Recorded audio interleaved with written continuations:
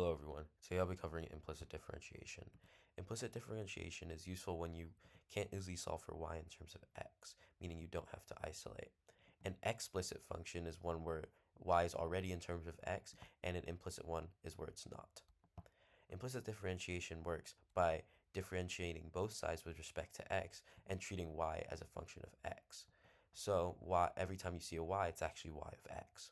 And that means you have to use chain rule. So when you see y squared when implicitly differentiating, you have to use power rule in the outer function giving you 2y, but also differentiate the inner function giving you dy over dx.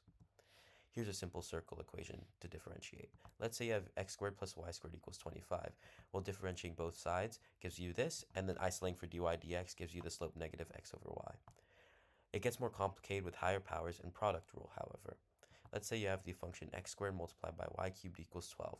Well, you have to differentiate both sides, but that means you also have to use product rule, power rule, and chain rule. And isolating for dy dx gives you this.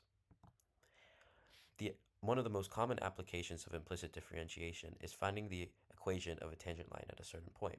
So let's say you have the equation x squared plus xy plus y squared equals 7, and you have to find the slope of the tangent line at 2, 1.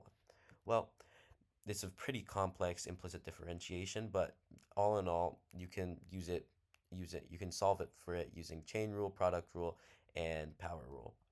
Then you plug in your points into your slope equation, and that gives you the slope negative 5 over 4.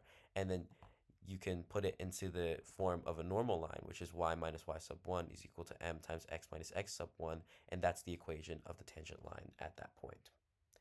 Next video, I will be covering inverse functions, and thank you guys for watching.